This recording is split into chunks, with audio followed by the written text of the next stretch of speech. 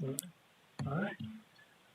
Well, good evening, everybody, and thank you for joining us, either by phone or by live stream here tonight, for the first of 5 community input sessions regarding establishing new Sioux Falls School District boundaries for the 21-22 school year. As you know, we passed a $190 million bond issue in September of 2018. Some ways that seems like a long, long time ago, and in other ways that just seems like yesterday to me. As a result of the Sioux Falls community providing an overwhelming show of financial support, we now must make sure that we're using those resources in the best way possible, and in the best way that serves our city. For this exercise... Hi, this is Patrice Meyer. Yeah. Hi, this is Megan Seaver. I'm getting feedback from more than one person. Diane, we're getting that feedback here at IPC. Okay. Yes, I can hear other people. We can hear your callers. Mr. Schumacher?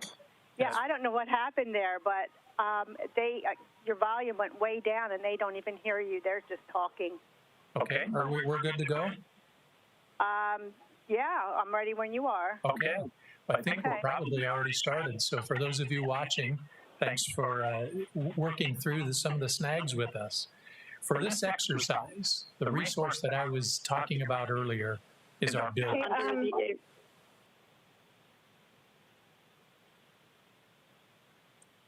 So it's time to begin that process again, and we'll work these kinks out as we go. Well, this certainly isn't the way we intended to hold the community engagement sessions on this important topic. However, if you remember the day that we were supposed to hold our first in-person meeting at Memorial Middle School, that was the day that we canceled all non-essential activities in the Sioux Falls School District. The following day, we were encouraged to close schools to prevent the spread of COVID-19, the coronavirus. And as you know, we have been in remote learning environment ever since. As we thought through the goal, we realized the point is to hear from the public. While we would enjoy seeing you all in person, your ability to be heard is still our main goal. And this listening methodology still helps us accomplish that goal. This topic is truly important to us, and we know it is important to the families in the city of Sioux Falls as well. That's why we're moving ahead with these input sessions. Over the past months, we have continued to receive community feedback via the Let's Talk application. I know we have received in excess of 300 pieces of information through that one tool.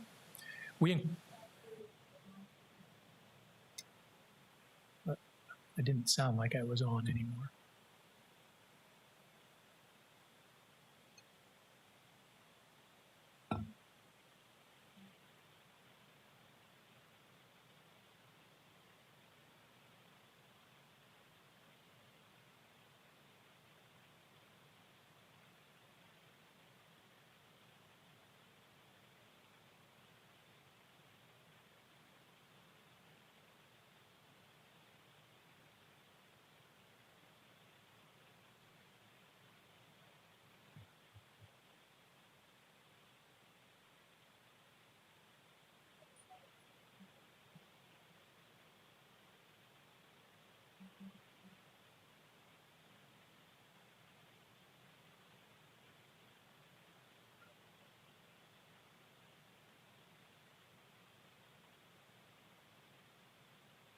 Okay, we think we're either okay or we're fixed if we weren't okay. So I'll get back to really where we are right now, and that is we're at a point where we're confident that we're still on track to allow the school board to formally adopt new boundaries in June of this year. I remind you that those boundaries will not go into effect until the fall of 21-22 school year. We believe that the Board of Education will have time to go through the community engagement meetings, another task force meeting, a work session of the Board of Education prior to having to make a decision on June 22nd. So let's go through the dates of our future meetings for community input. They are this coming Saturday at 10 a.m., Monday night, May 11th, next Monday night at 6 p.m., Thursday, May 14th at noon, and Monday, May 18th, 2 weeks from tonight at 7 p.m. We've tried to mix up those days and those times to help accommodate those folks in our community who have different work schedules and different opportunities to provide their input. With me here tonight is Todd Veek from our finance office. Todd is very instrumental in our transportation department in case we have issues that come up regarding transportation. Doug Morrison. Doug Morrison has been very instrumental in this process and probably has more knowledge of how the boundaries are currently drawn than any of us in the room. Dr. Jamie Nold, our Assistant Superintendent in charge of Administrative Services, is with us. His chief role in this issue is to understand what open enrollment looks like. So as we get questions regarding open enrollment, Dr. Nold will be able to be here and help us navigate those issues. And Dr. Teresa Boyson, our Assistant Superintendent in charge of Academic Achievement, is here to help us through any questions we might have from a curriculum services standpoint. So now, before we get into this, just a few housekeeping items before we start taking questions. Number one, in order to accommodate all questions and callers, we ask that you call in and ask your question one time during the course of our meetings. We want to give everybody a chance to be heard during this process. So you're welcome to listen, certainly, to all of the meetings, but please, one call so we can cover the largest number of topics and hear from the largest number of citizens who want to speak. Number two, make your questions or comments as succinct as possible so that we can get through the largest number of callers. In order to get through as many questions as possible, we're hoping to keep each question and answer to approximately 3 minutes. That will allow us to hear from about 20 people in an hour. Number three, if someone has already asked your question and made the same point you hoped to make, please remove yourself from the call queue so we can move on to another topic. Number four, throughout this process, we've had the Let's Talk tool that you heard me talk about earlier. That tool is available on our website. Submitting questions and comments via Let's Talk equates to the same level of input as asking your question here live tonight. The Board of Education will receive all of those comments just as they will hear the comments that you make here tonight. If you're not aware of the Let's Talk tool, you can find it on the district website. That is sf.k12.sd.us. There's a blue flag on the right side of the screen.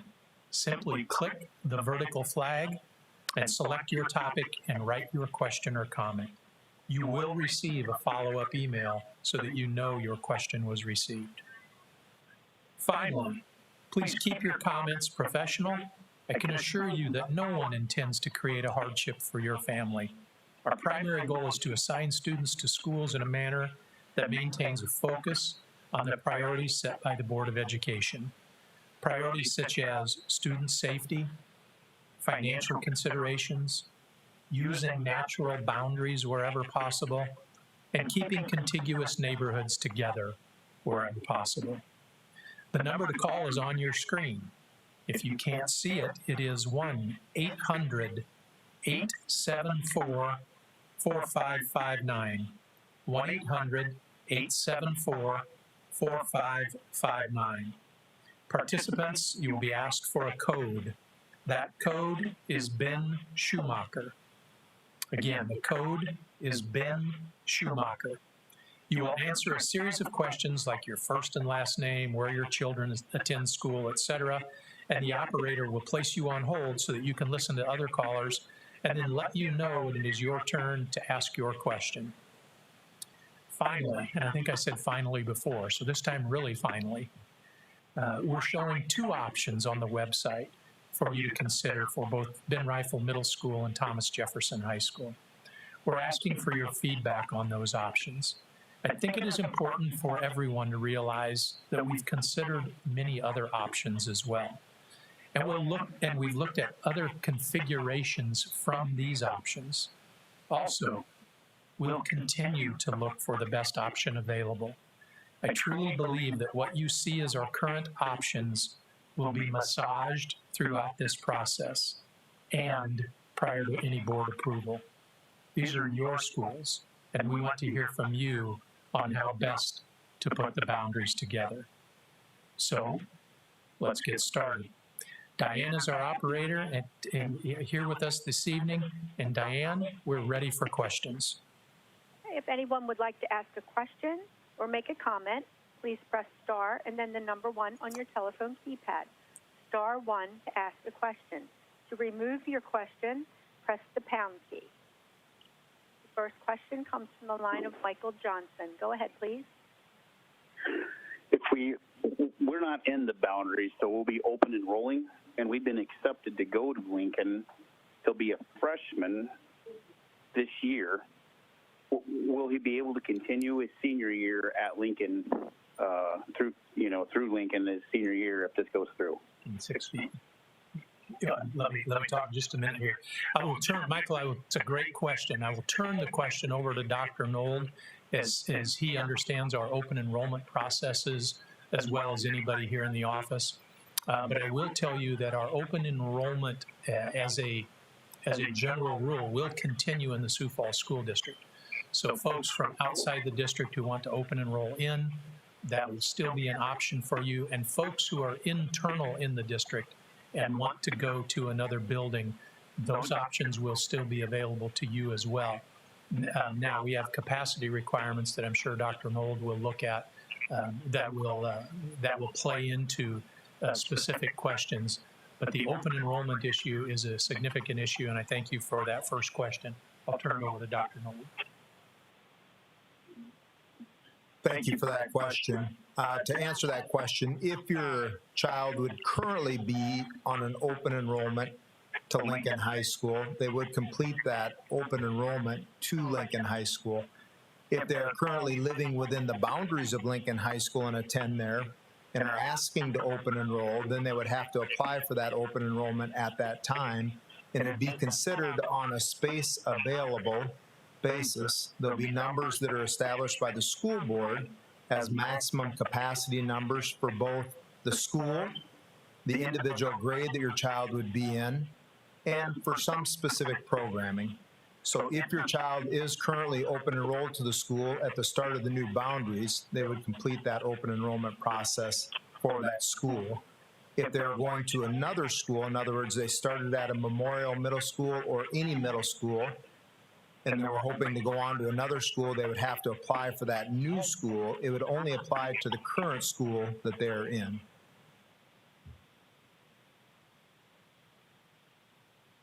Michael, did we get your question answered?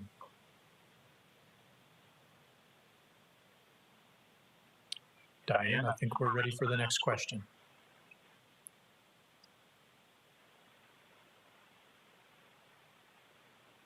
The next question comes from the line of Sarah Keene. Go ahead, please. Hi, this is Sarah Keene. I have 4 children in the district. I have all 4 are in Spanish immersion, and I have 2 at Edison and 1 that will be going to New Tech next year. My question is that, or my comment is that option A splits the Spanish immersion and the honors programs into 2 different schools rather than keeping them together. And when we started the Spanish immersion and it moved into Edison and moved into middle school, we got a commitment from the school district at that point that we'd have this symbiotic relationship between the 2 programs so that kids that qualify for honors but cannot move to honors, they can't go to the Challenge Center, they can't go to the honors program because doing so would mean they drop out of Spanish.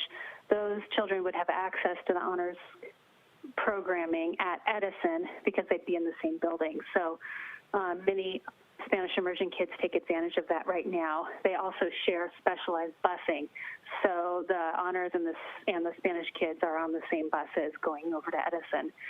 Splitting them would mean that programming such as biology in 8th grade and geometry in 8th grade would not be available to the Spanish kids. So I just want to make sure that everybody on the task force and the board is aware of the repercussions of splitting those programs, and that would affect many families.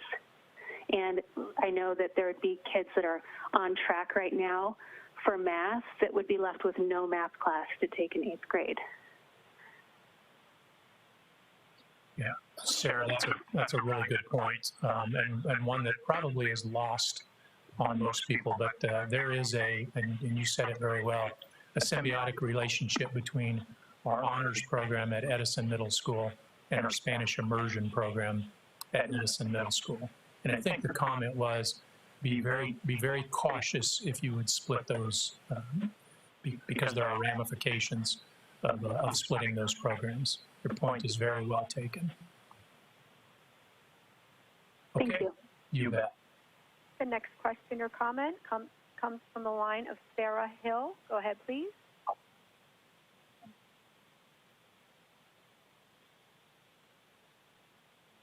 Susan Hill. Sorry, Susan Hill.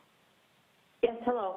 I have a daughter who is going to be a senior at Roosevelt in the fall of 2021. Will she be allowed to continue her senior year there, even if our address doesn't fall in the Roosevelt School District? Susan, let me make sure I understand your situation. Your daughter will be a senior this fall? No, in the fall of 2021, when the boundaries, when the new school opens. So for in the fall of 21, your daughter will be a senior at Roosevelt. Unless our address falls in the Thomas Jefferson School District. Yeah, I understand. So you've got a dilemma that not everybody would have. Your dilemma is that your daughter will be a senior that year, correct? If I'm hearing your question correctly. That's correct, and we would like her to finish at the high school that she started at. So one of the things that our Board of Education is considering, or will consider, is will we grandfather students? While I'm not in a position to say yes or no, I know that's a topic that they're weighing heavily on. Who do we grandfather, if we grandfather anybody? If you are going to be a senior in that first year, will you have to switch schools if your address is in a school other than the one that you have attended? We don't have that answer for you tonight, but I know that will be answered by June 22nd. And I know that the Board of Education is wrestling with many questions, many details that go into with redoing boundaries. One of the questions is, what kids, if any, are grandfathered? So for example, if you're going to be a senior, do you get to finish school there? If you're going to be a junior or a senior, do you get to finish school there? And then the question is, how far down do we take that? I know we've also had at least some rhetorical questions on that same topic at the middle school level. What if you're going to be an 8th grader? Do you get to finish, etc.? So those are great questions. I cannot answer your question yes or no tonight, but I would tell you that the fact that your daughter's going to be a senior will give her a greater opportunity to be grandfathered than if your daughter was going to be a sophomore. I say that with some certainty. Okay, thank you. You're welcome. The next question or comment comes from the line of Phil Tagg. Go ahead, please. Yes, I was just curious if there have been some different options looked at. I know in other states,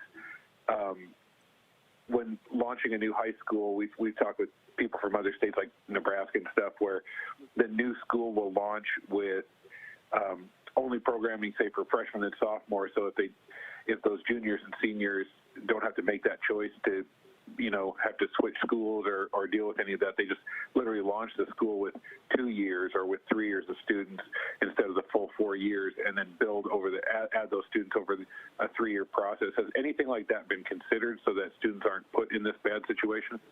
Yeah, we talked a lot at what should the programming look like in the new school. We did that both internally, and we did that with our task force, who has met 3 times.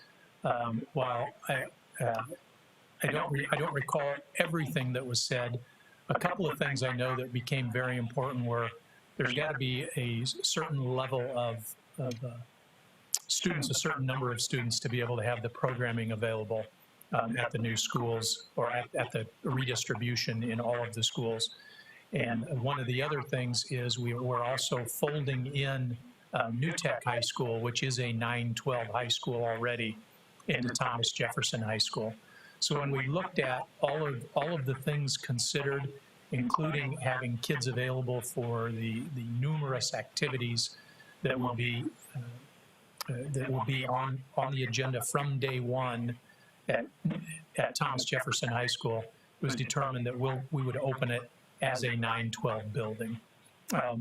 Having spent 30-some years in Nebraska before I moved here, I can tell you that I talked to the administration at both Millard and the Lincoln Public Schools, who have done this both ways and tried to go through the nuances of both of those topics. And I don't know that there's a clear-cut answer as to which one is best, but given the circumstance that we have, we've determined the best way for us to open is to open Thomas Jefferson High School as a 9-12 building.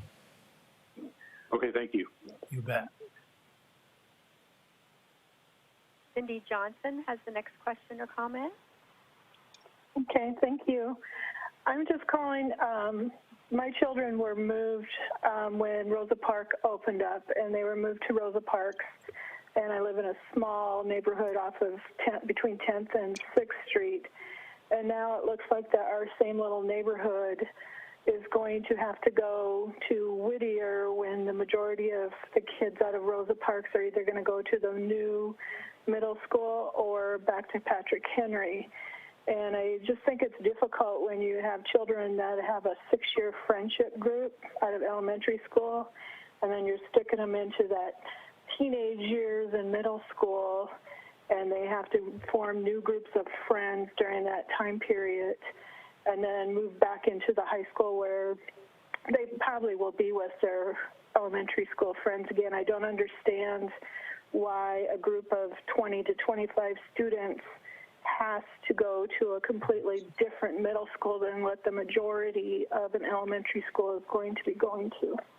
Yeah, it's a good question. And one of the things that we really tried to do were to keep our elementaries moving from one spot to another so that neighborhoods stayed together to try to eliminate the very issue that you're describing. We haven't been able to do that in every instance, and maybe more specific to that issue, I would ask either Todd Beek or Doug Morrison, maybe Doug Morrison, to come up and try to explain that. Good evening. That's a great question, and we're certainly aware of that area. It's Rosa Parks right now. There's is kind of in 3 different places, and so we know that there's that nub that sits up near Annie Sullivan, and so when it comes to the school board, we are going to probably consider a minor boundary change for that. But we're certainly aware of that, and we're looking at that. As you said, our preference would be to try to keep elementary schools together as much as possible into middle schools in their entirety. So we are looking at that space, definitely. Okay, because I do know it was difficult for my children then to move to a different middle school at that time. Also, there was only about 4 kids that moved over. I understand. Thank you. Hopefully, thank you. Hopefully, we can put a little logic to that and minimize those transitions for your kids. Melissa Stiles has the next question or comment.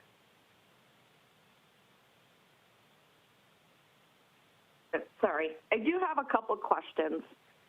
So my daughter will be starting middle school next year. She will be a sixth grader. So if the boundaries do get passed, so she'll start Memorial for sixth grade, and then she'll have to be transferred to Edison. Is that correct? Or can she finish the 2 years off at Memorial and then just go to Roosevelt? I don't know your daughter's specific situation, but if she will be a sixth grader next year and you will live in a different attendance area, likely she would move for her seventh grade year. I don't know which middle school that would be. It would be, so next year she would go to Memorial, but then if the boundaries pass, we live on 57th and Marion, so then she would go to Edison for seventh grade and learn a whole new school with none of her friends, and that anxiety, you know how it is, going to a whole new school and learning middle school is a whole different level. So for her to get used to Memorial sixth grade and then have to switch to a whole different school for seventh grade, I'm just really nervous for these kids to do that. And then the other question I have as well is, if the boundaries do pass, are they going to provide transportation to Edison versus Memorial? I think we can answer that for you. Is your daughter at JFK right now? Or Yeah, she's a fifth grader at Right. JFK right now. so as we've talked about, there's 4 elementary schools today that feed Memorial, and Memorial is a school that we have to essentially make smaller. So we have a couple different options to do that. The Discovery area is in sort of the walk area, so we wouldn't do anything with that. Pettigrew is another area that we would probably keep whole. So in the 2 options, we have JFK, where your daughter is, going over to Edison. But we've tried to keep that school together. So it would be all the kids at JFK going to Edison. So hopefully that would allow your daughter to stay with her cohort, because they would be moving to Edison. And the other option, we have part of Oscar Howe going up to McGovern. So again, it's all to try to alleviate the significant population at Memorial. So hopefully having the JFK stay all together would help alleviate some of your concerns about your daughter and staying with their cohort. Yes, it would be changing middle schools, but it would be changing with that full cohort of kids. Okay, so she was planning to take the bus to Memorial. Is there going to be transportation to Edison from where Yes. JFK kids? Yes, definitely. If it's unless the way we kind of look at it today is if you're in a walk area today, you're probably going to stay in a walk area. The one that we haven't defined yet is Ben Rifle. And if you're in a bus area like JFK is today, then you will be, instead of bus to Memorial, you would be bus to JFK. Or Edison. Okay. Thank you very much. We have a question or comment from the line of Patrice Meyer. Hello. I have questions in a couple of areas, one of which has been partly addressed, and that has to do with grandfathering students who've already started. I have a student who's completing ninth grade along with some AP courses. She would be a junior at Roosevelt at the time that boundaries would change. My concern is that each school in the district currently offers distinct programs, both in terms of their coursework and in terms of some of their other programs like fine arts. And I am wondering, would she be considered stay at Roosevelt under the 4-year curriculum plan that she began developing in 8th grade and has continued to develop this year? That's my first question. My other questions have to do with driving distances and bus and travel routes, particularly for high school. Of the 7 busiest intersections in Sioux Falls with those with the most crashes and fatalities, 5 of them are on the route to one of the new to when the boundaries change. And I wonder how that concern is being addressed, being that we have so many young 14 and 15-year-old children who are driving. And then my final comment is, again, about keeping kids together with their cohorts. And in this case, it would concern Memorial students moving some to a new school and some to Roosevelt. And in the case of where the boundaries are outlined now, one of the plans would say that if you live north of 22nd Street, which is literally across the street from Memorial, you would not be attending that middle school. And that just does not make sense to me. For my own student, she currently travels about 1.5 miles. She would need to be traveling more than twice that distance, although we can't determine that because we don't have a street address for Jefferson High School. Okay, let me address your first one, your curriculum plan. I would tell you that the curriculum plan that your daughter is on right now and was developed in 8th grade, as you mentioned, is something that I would believe she can continue on regardless of the high school that she goes to. You mentioned that we have various activities from high school to high school. And by and large, now this isn't absolute, but by and large, we offer the same activities from high school to high school. I know we've got a little bit of a show choir change or difference there from one of our high schools. But from a curriculum standpoint and from an activity standpoint, if you can do it at one high school, you are almost for sure to be able to do it at another high school. And Thomas Jefferson will have that full complement of curriculum work as well as activities. So from a curriculum standpoint, we'll be able to keep her on that curriculum plan. I'm trying to make sure I understand the rest of your question, and I'm not sure if it might have been more of a comment than a question, that the 22nd Street hard line didn't make sense to you, and the issue of transportation and students driving through busy intersections is a concern. And right, those are 2 separate questions, okay. Or 2 separate concerns. Let me address the first one on kids driving through intersections.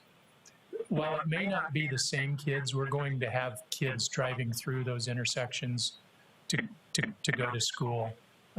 And what are we doing about that? We work closely with Sioux Falls law enforcement. We work closely with the city of Sioux Falls on a variety of topics.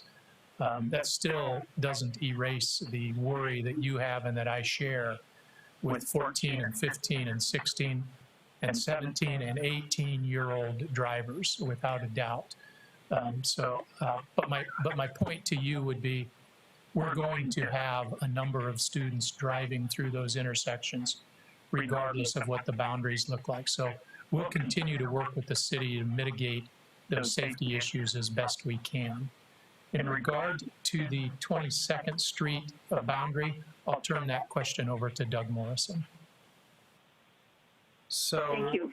Yeah, on the 22nd boundary, in high school option A, we tried to keep the line the same as what Discovery is, the elementary today, and that's sort of how that was crafted. And so we realized in option A that Memorial is split, and one of the reasons is because if you look at where Thomas Jefferson is, we have to pull kids up from the current Roosevelt area to fill that high school up, because if you look out to the Northeast, it's there's virtually no kids out there. There's the airport.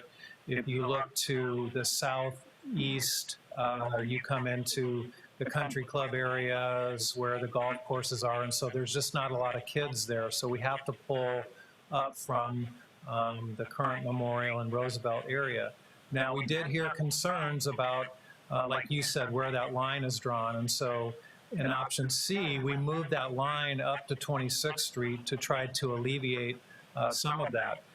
It's just that it's going to be very hard to go further north than that because essentially there will be no kids to pull from to go to Thomas Jefferson. So we did hear the feedback that you're talking about from the task force and from the Let's Talk application and that feedback, and that's why we did move that border across 26th Street to hopefully alleviate some of what you're talking about there. So again, appreciate the feedback, and it's something that we've heard from quite a few people regarding.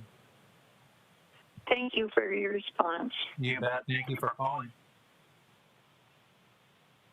We do have one more question or comment in queue, and I'd like to remind everyone if they'd like to ask a question or make a comment, they may press star 1 on their telephone keypad. Samantha Westcott has the next question. Go ahead, please. Yes, hello. My name is Samantha Westcott. First of all, I just really want to thank everyone who has worked so hard on this boundary project. I understand that it is not an easy job and that you guys cannot please everyone, and I appreciate all your hard work. I just want to echo Samantha, thank you so much. Yeah, I know it can't be an easy job. I appreciate it. And I want to echo some of the comments that Sarah Keene commented earlier. I have 3 kids in the school district. One is a 6th grader in Spanish immersion at Edison currently, and she also is utilizing accelerated classes that the honors program provides. So 3 of her classes are currently, 3 of her core classes are all in Spanish, and then 2 of her core classes are in the accelerated program with the honors students. And a lot of Spanish immersion kids decide not to drop out of Spanish to join the honors program. Instead, they just are utilizing the same classes the honors program kids are taking. So that's my 6th grader. My 4th grader is currently at JFK on the wait list for the Challenge Center, but they don't have a spot for him. So but he will qualify for the honors program, which is, also currently at Edison. If option A is chosen and these programs are split, like Sarah Keene said, there's a couple concerns there. My biggest concern is my 6th grader going into 8th grade would no longer have access to these accelerated or honors classes that a lot of students currently, get to because of that relationship, that mutually beneficial relationship these programs have. But specifically, a lot of these 8th grade students that are in accelerated math now would not have a math class to take in 8th grade if that honors program leaves. And so my first question is, how would you address that?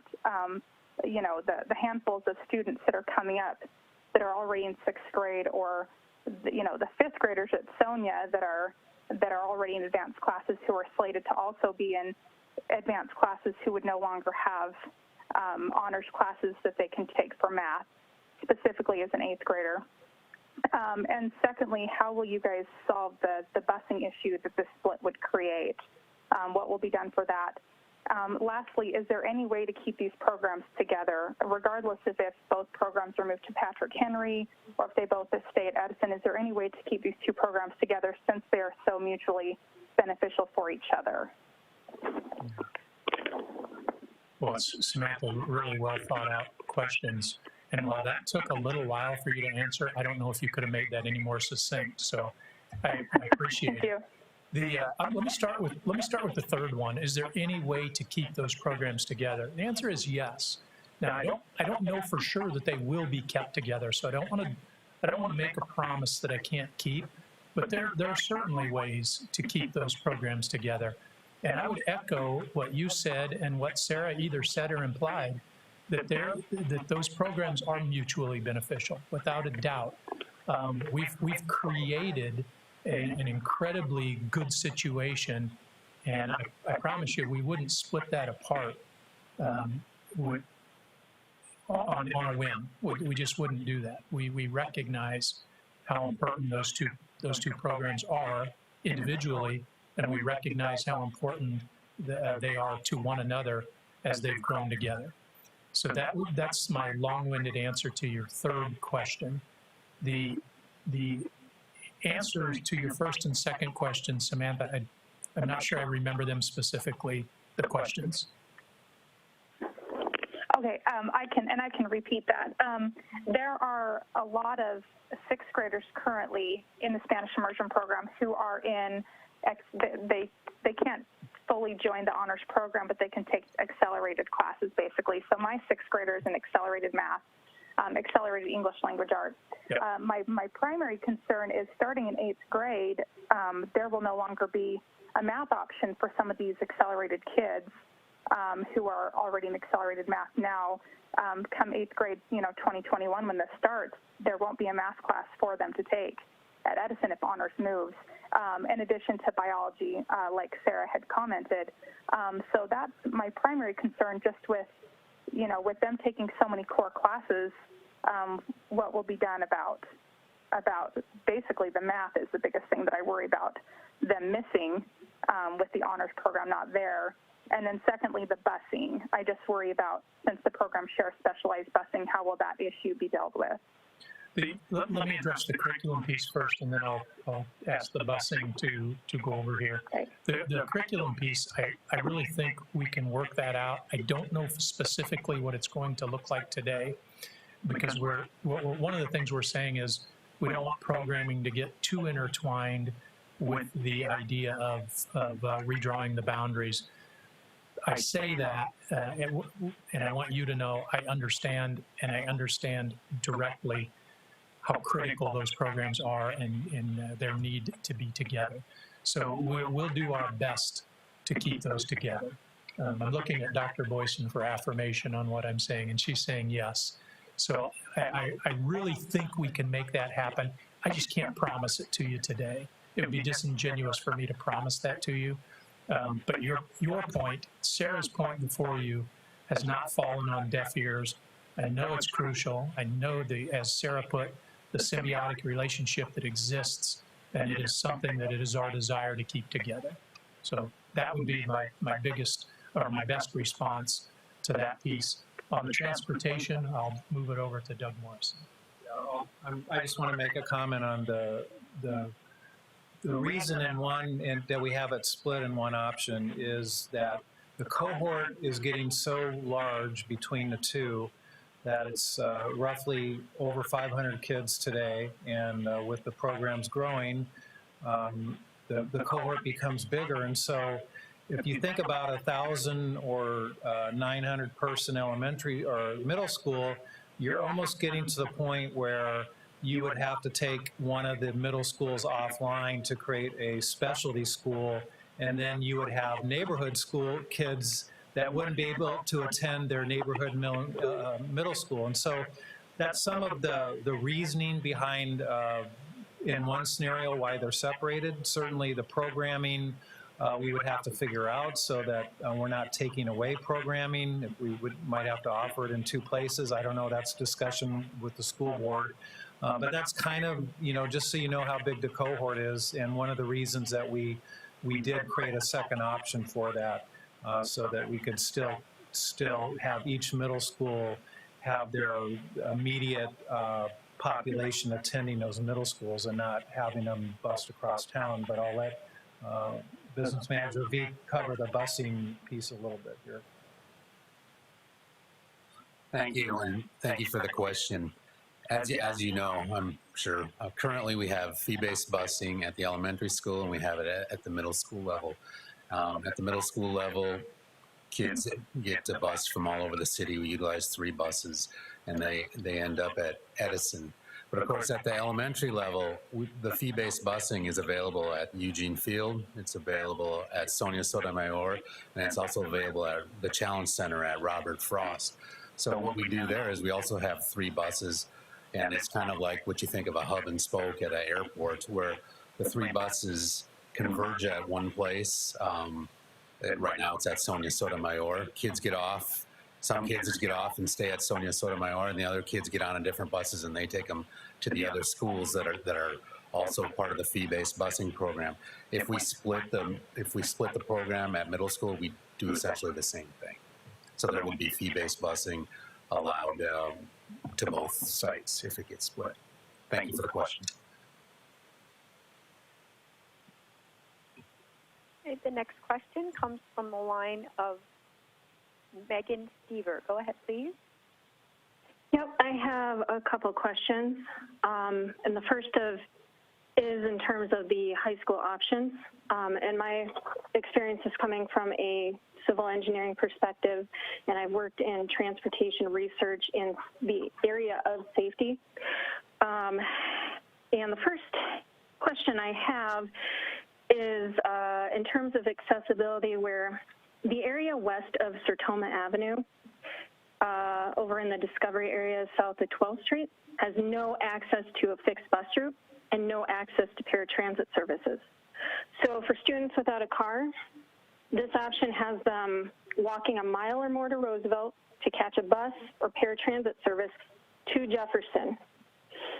Okay, the second comment I have is in terms of safety, and I did send in some charts with some areas because I am an engineer and because I did take the time to identify the most dangerous intersections in Sioux Falls, which is 41st and Louise and 41st and I-29.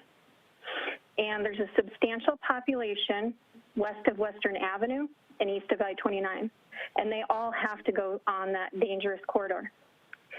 The number one cause of death in teens is motor vehicle crashes. Now, Kiwanis Avenue has half the traffic, so you could essentially divert them to Jefferson, which is equal distance for drive time. In addition, besides the kids between 12th and 41st Street, between I-29 and Western Avenue, you've got the kids east of Louise Avenue and west of Western Avenue and south of 41st Street. Those kids also have access through 49th Street to Kiwanis Avenue to that safer route. You know, and we can keep going farther south, but east of I-29. So, you know, essentially, you've got kids possibly without cars that are now walking a mile to 2 miles to the closest bus route to Jefferson.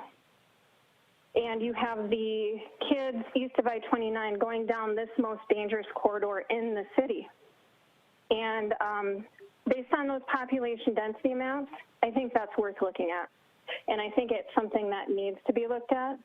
What is the population in those areas, and what does it do for the population at Jefferson and Roosevelt?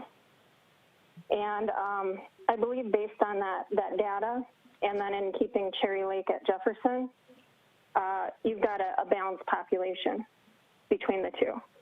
I'm very concerned with the danger of sending those kids down 41st Street. It's a liability that not just the school district has to accept, but every parent in this district who pays taxes. And fatal crashes are the number one cause of death for teens. So those are my comments in regard to the high school option. We are in receipt of the information you sent in. I will make sure that that information gets to the Board of Education as well.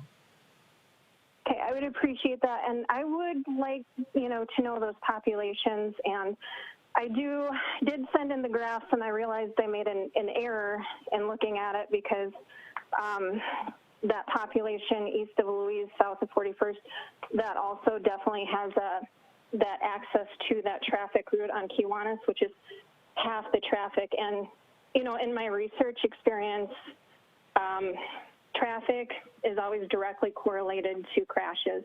So you got a route that's a main corridor like 41st, you are always going to have more crashes. And it's always going to be less safe than, say, Kiwanis Avenue to Madison to Jefferson. So I can send that in after the call, and I appreciate it. We'll certainly give that a look. Thank you. Tess Hendrick, has the next question or comment. Hi, yeah, we live just west of 12th and Ellis, a little pocket that would be sent to McGovern in option B.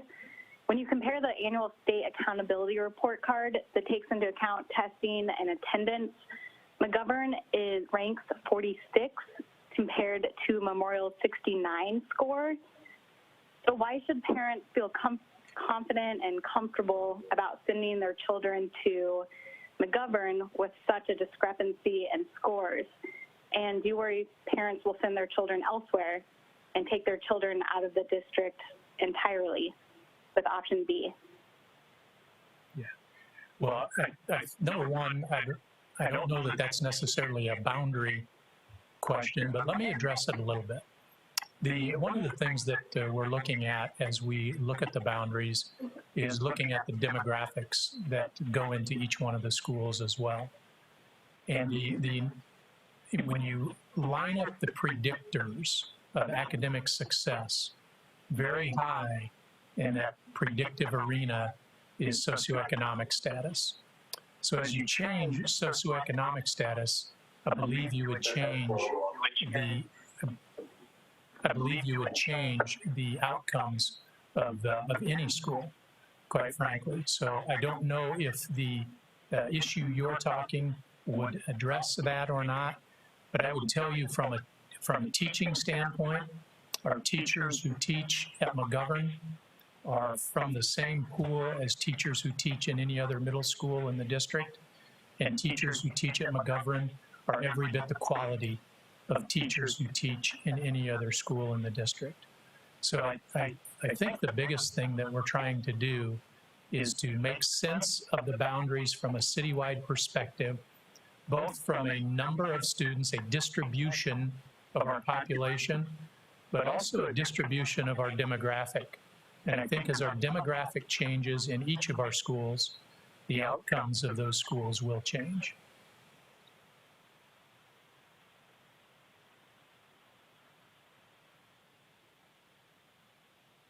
Roland Tigler has the next question or comment. Go ahead, please. Yes, hello. We live just east of Sertoma, and we live between 22nd and 26th Street. And I guess my question would be, my daughter will be an 8th grader at Memorial when the boundary changes would go in effect. And I believe, last I heard anyway, one of the options was if you lived east of Sertoma, you would go to Edison.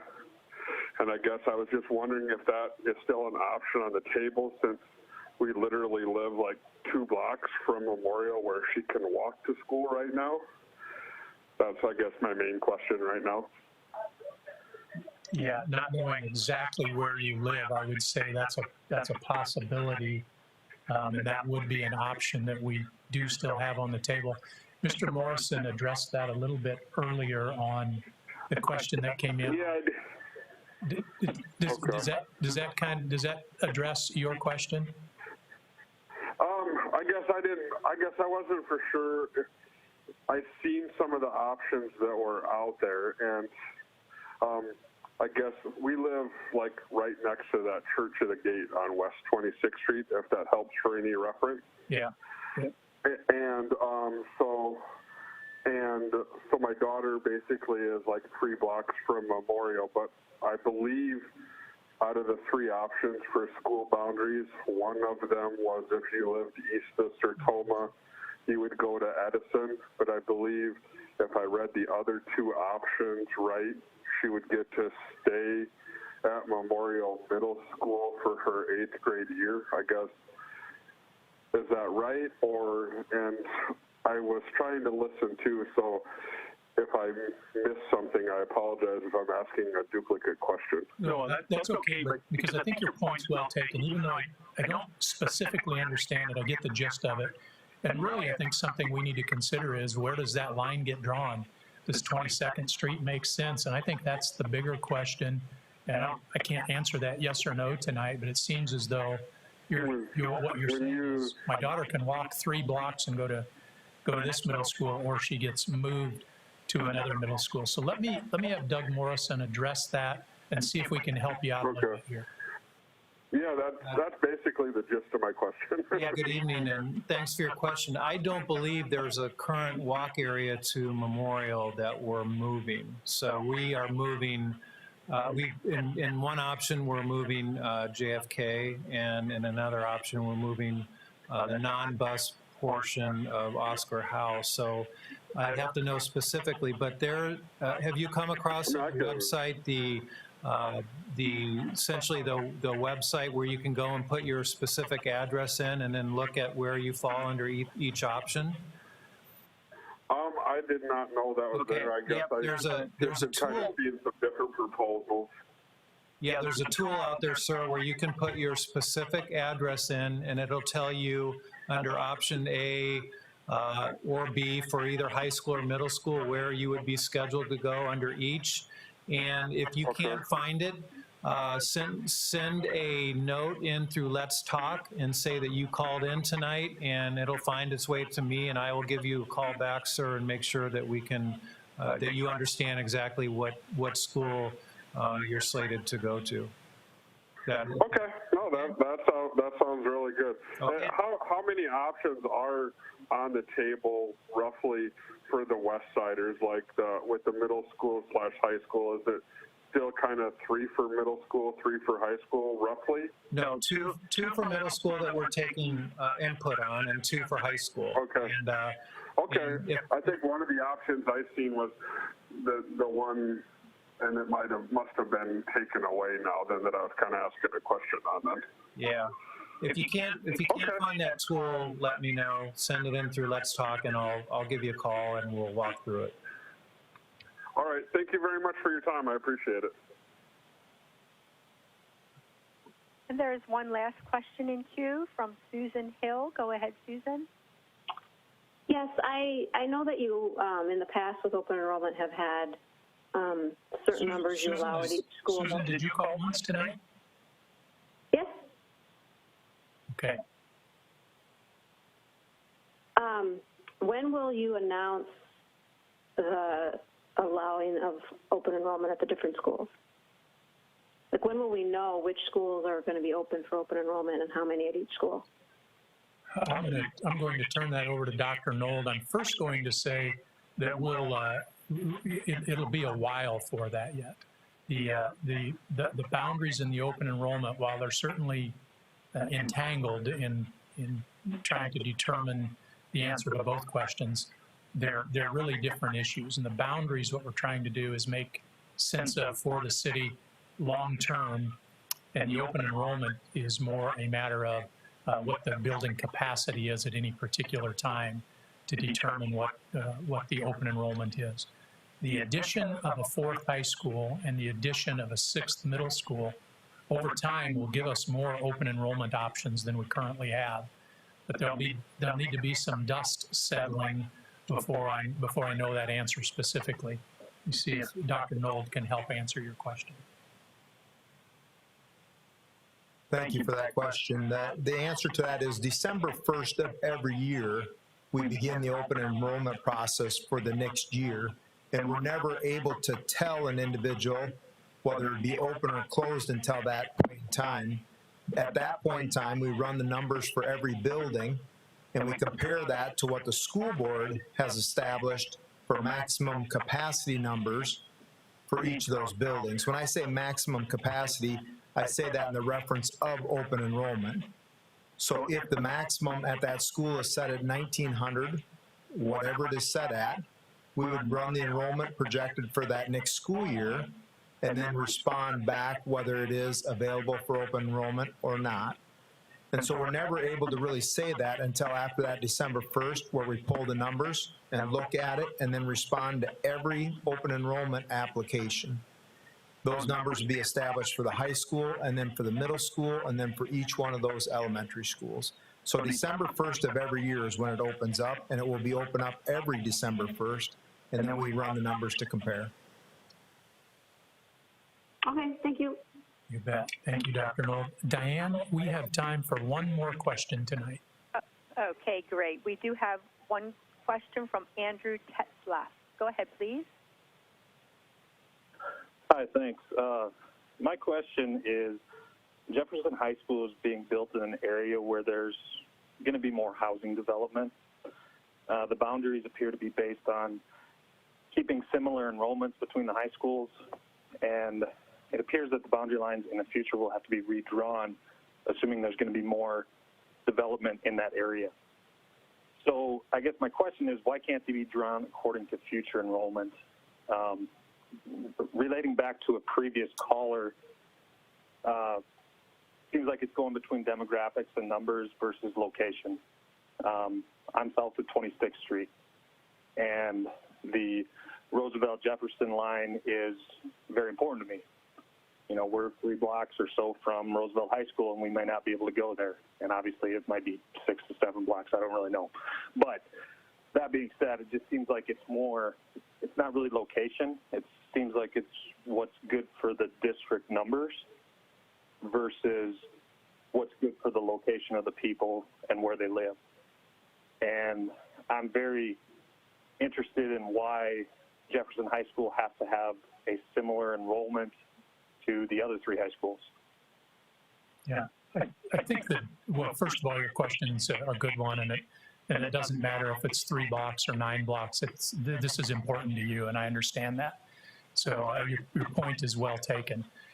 I think a couple of things on the boundaries. Number one, if we had not passed a bond issue and we still had the dilemma we have with the population we have, we were going to have to redo boundaries. Boundaries are not static, but when they get set, they're generally set for a while. And I think, Andrew, that your presupposition that we are drawing boundaries for our current population is accurate, but we do have a view of what the future looks like as we have involved the city in trying to figure out where our areas will grow. And you're right, that area in the northwest part of the city is one that our city hopes will grow, and we certainly share that hope with our city. If over time that we overburden Jefferson High School, we would necessarily have to move the boundaries again. So that is something that, as I mentioned, is not static. That will be a dynamic situation. And as our community fills in, we'll have to change those. But in the meantime, from a staffing perspective, from an equity perspective, those decisions do need to be made, and they're not personal. When you say they're best for the district, I would say you're accurate, but honestly, what's best for the district is what's best for the citizens of the district, and that's what we're trying to do is do what's best for the citizens of the district. We know that there are individual circumstances where somebody might shake their head and roll their eyes and say this makes no sense. But we don't have the luxury of looking at just what it means for my own family.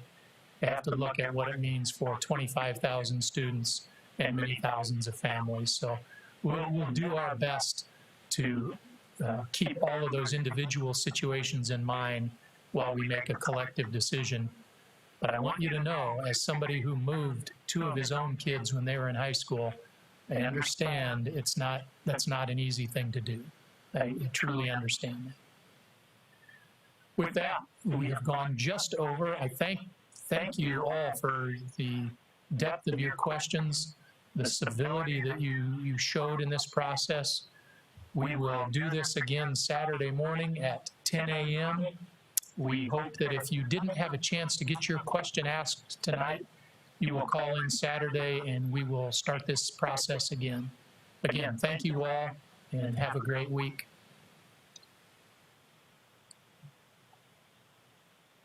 This concludes